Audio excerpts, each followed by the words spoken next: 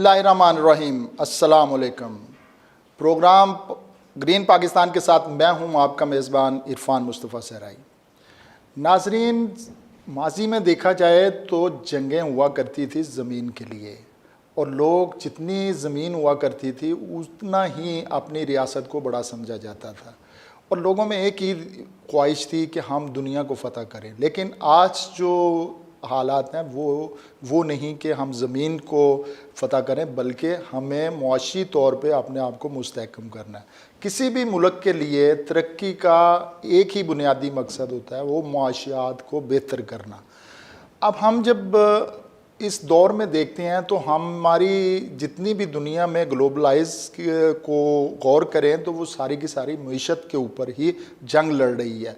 इस जंग ने हमें नुकसान भी दिया, लेकिन इस जंग के साथ साथ हमें अपनी तरक्की को जाना है। हमने पाकिस्तान ने इस हवाले से किस तरह की जंग लड़ी, या अच्छा किया या बुरा किया, इस हवाले से हम इस डिबेट में गौर करेंगे।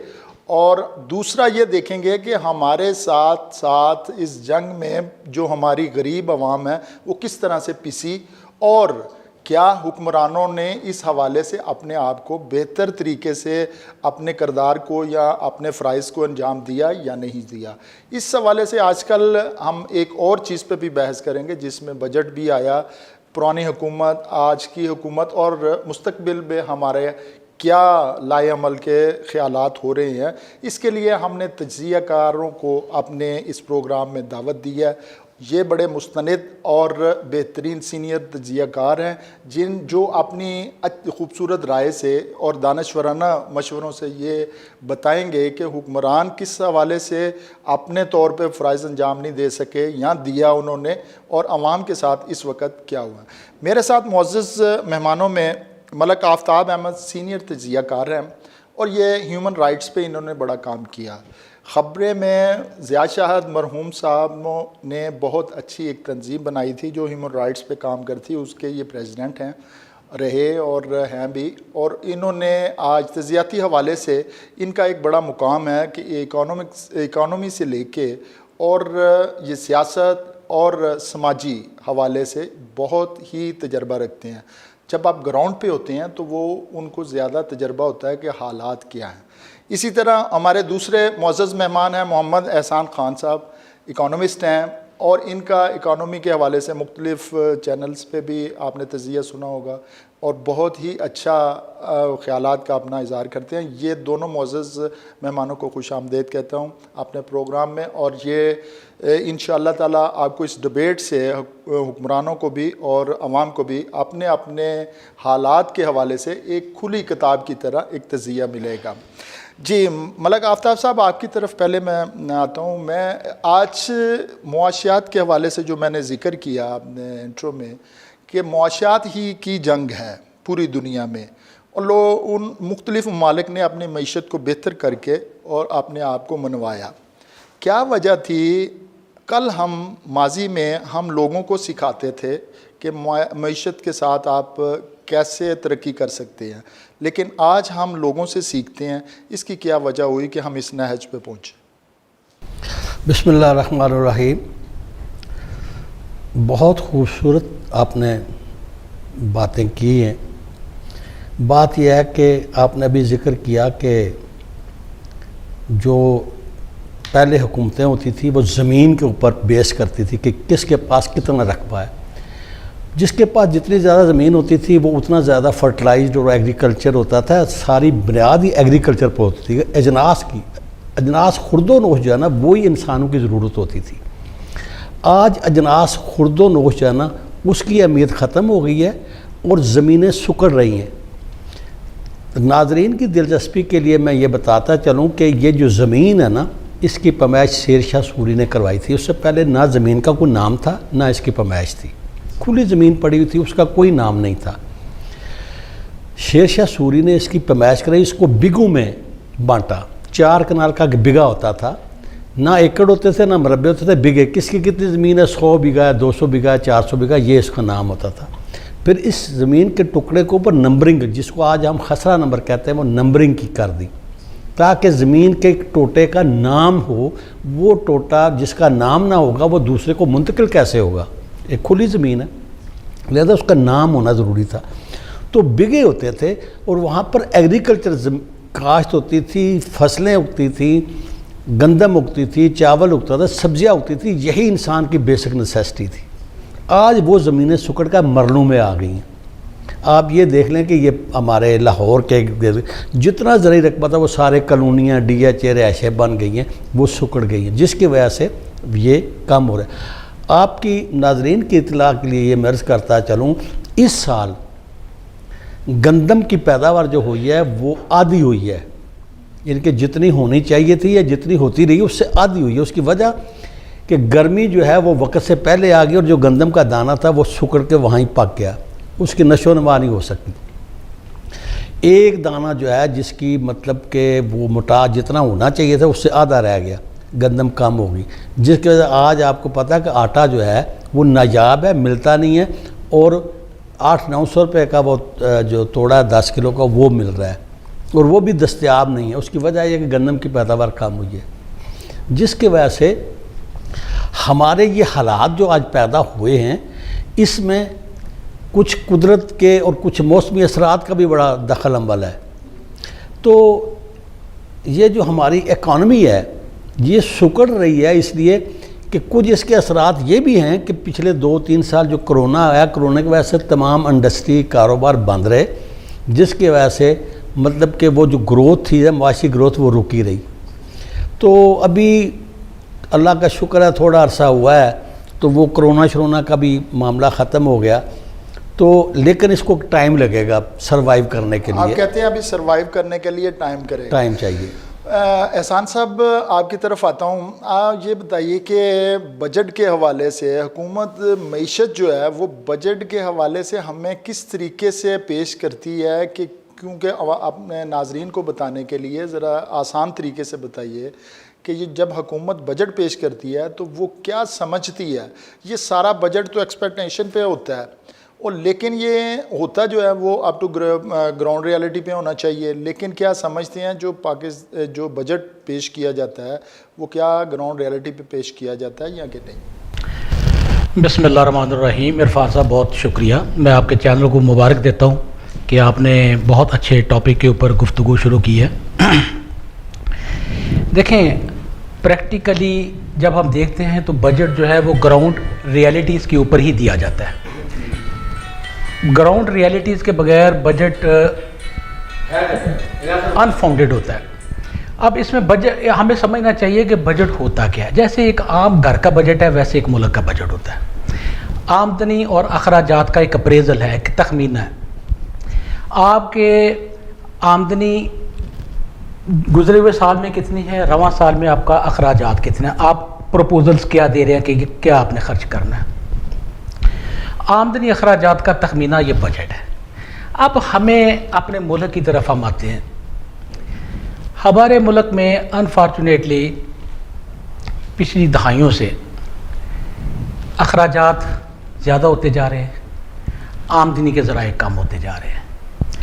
آمدنی کے ذرائع کیوں کم ہوتے جا رہے ہیں ہمیں یہ سوچنے کی بہت ضرورت ہے. ہماری پروڈکشن کم ہوتی گئی، ہماری ایکسپورٹس کم ہوتی گئی، ہمیں کمپیٹیٹیو ماحول نکلتا گیا. کیوں نکلتا گیا؟ پیداواری لاگت بڑھتی گئی، یوٹیلیٹی پرائسز بڑھتی گئی، پیٹرول کی، فیول پرائسز، الیکٹریسٹی پرائسز. کسان کمپیٹیٹیو سچویشن میں نہیں رہا، اس کو خسارے ہوتے گئے. آپ کی ایکسپورٹیبل سرپلس ختم ہوتی گئی، آپ کی ایکسپورٹس کم ہو گئی. ایکسپورٹس کم ہو گئی تو آپ کا زر مبادلہ آپ کے پاس اس کا انفلو کم ہو گیا.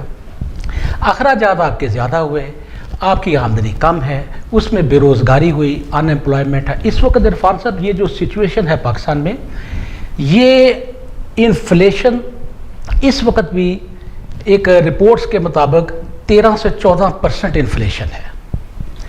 انفارچونیٹلی انفلیشن یہ وہ انفلیشن ہے جو کہ یورپ، امریکہ اور دوسری دنیا سے مختلف ہے. کیسے مختلف ہے؟ ہمارا جو ہے وہ کاسٹ پش انفلیشن ہے. ایک ہوتا ہے انفلیشن ڈیمانڈ پل. ڈیمانڈ پل انفلیشن میں रुपये की फरावानी होती है, लोग खुशहाल होते हैं, पैदावार लोगों की ज़्यादा होती है, लोगों की अपॉर्चुनिटीज़, बिज़नेस अपॉर्चुनिटीज़ और इन्वेस्टमेंट आ रही होती है, ओवरऑल लोग खुशहाल होते हैं। और उस वजह से जो महंगाई होती है, जो इन्फ्लेशन होता है, वो डिमांड पुल इन्फ्लेशन है। अगर वो हो तो वो बहुत अच्छा है।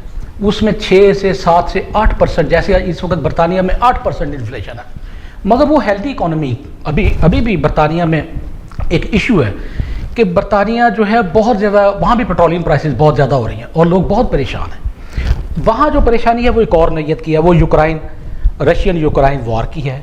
अगर हम उसके ऊपर हम जाएंगे तो ज़रा टाइम लग जाएगा, क्योंकि पेट्रोलियम प्राइसेस जो है रशिया के ऊपर जो सैंक्शंस लगी हुई हैं, तो उस वजह से यूरोप डिस्टर्ब हो रहा है बहुत ज़्यादा।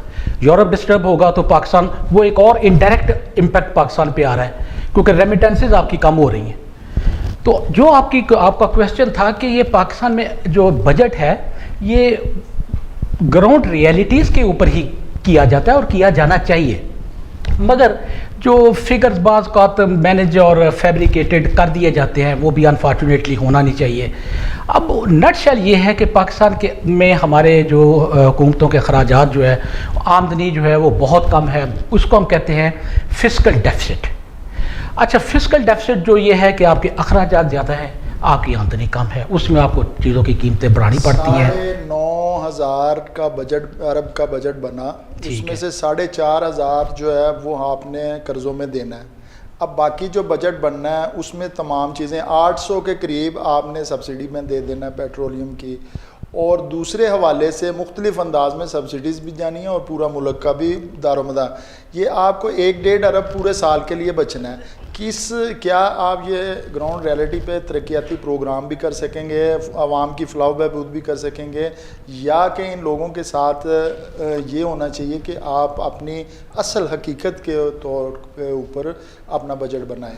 नहीं, देखिए वो बिल्कुल आपकी बात, आपकी क्वेरी बिल्कुल ठीक है, क्वेश्चन आपका बहुत अच्छा है।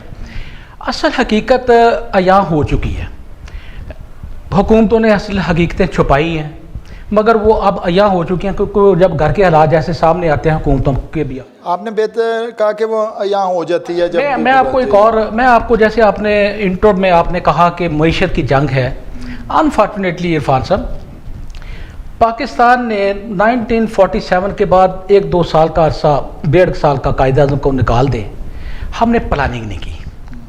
देखें, मईशत की जंग हमने शुरू से नहीं लड़ी। कैसे नहीं लड़ी? अब अमेरिका की मैं मिसाल देता हूँ। वर्ल्ड वार सेकंड के बाद 1944 में ब्रेटन वुड के मकाम पर कॉन्फ्रेंस होती है, अमेरिका भी डिस्कवर हुआ था। अब यूरोप इकट्ठा हुआ है, उसने उस कॉन्फ्रेंस में ब्रेटन वुड कॉन्फ्रेंस कहलाती है, अमेरिका को अपना मॉनिटर बनाया, अपना चेयरमैन बनाया, और उसने कहा जी अब हम अमेरिका के ज़ेरे साया हम काम करेंगे। आप देखें उसके बाद क्या हुआ कि इन मुल्क यूरोप और अमेरिका ने कैसे मईशत की जंग की, जो हमने नहीं की। हमने तो 75 साल हो गया मईशत की जंग लड़ी नहीं। ये एहसान साहब एक बहुत लंबा टॉपिक, मैं इंशाल्लाह अभी आपके पास आता हूँ। मैं मलिक साहब से पूछना चाह रहा था कि मईशत के जो ये बजट के हवाले से हम बात करते हैं, पंजाब ने भी आज बजट पेश कर ही दिया, तो आप इस हवाले से क्या कहते हैं कि पंजाब की सूरत हाल बहुत ही सियासी हवाले से मखदूश रही है? और एक इसके साथ साथ ज़िमनी सवाल ये भी कि जब तक अदम इस्तेकाम सियासत में रहेगा, क्या आप समझती हैं मईशत या किसी तौर पे भी किसी भी शोबे में हम जो तरक्की कर सकते हैं? बिस्मिल्लाहिर्रहमानिर्रहीम, बहुत अच्छा सवाल। देखें कि ये जो बजट है, गवर्नमेंटें जो हैं वो इस किस्म का बजट पेश करती हैं, मतलब इस किस्म का गोल मोल के किसी को समझ ही नहीं कि क्या किया तो क्या नहीं हुआ, यानी कि इसके असरात पब्लिक पर क्या होंगे वो समझ ही नहीं आती। ना दुनिया इतनी बाशूर है कि वो ये समझ सके। लेकिन जहाँ तक माहिरीन का ख्याल है, मसलन मैं सुन रहा था कि कराची चैम्बर ऑफ कॉमर्स का जो सदर प्रेसिडेंट या चेयरमैन है, उसने कहा कि ये बड़ा मतवाज़न बजट है। लाहौर के चेयरमैन जो है उसने कहा जी बड़ा मतवाज़न बजट है। जब हम इनकी राय को देखें तो वो इस नतीजे पर पहुँचते हैं कि कदरे बेहतर है, जिस तरह के हालात हैं मुल्क के उस तरह की ऐसा तबाही नहीं आ रही। पेट्रोल जो है ना वो महंगा हुआ है, आपको पता है, अभी कल रात को ही 24 रुपये महंगा हुआ है। अब जो गरीब आदमी है وہ पेट्रोल اب افورڈ ہی نہیں کر سکتا. گورنمنٹ کو چاہیے کہ ایک فیول کارڈ موٹر سائیکل والے جو لوگ ہیں غریب طبقہ ان کے لیے ایک فیول کارڈ ایشو کر دے تاکہ وہ بیچارے گورنمنٹ کو کیا چاہیے یہ ابھی بہت کچھ اسے کرنا باقی ہے. یہ ایک چھوٹا سا بریک کا ٹائم ہوا ہے, بریک کے بعد انشاءاللہ بیٹھ کے اسی بات پہ بات کریں گے. وقت ہوا ایک بریک کا, بریک کے بعد ہمارے ساتھ رہیے گا.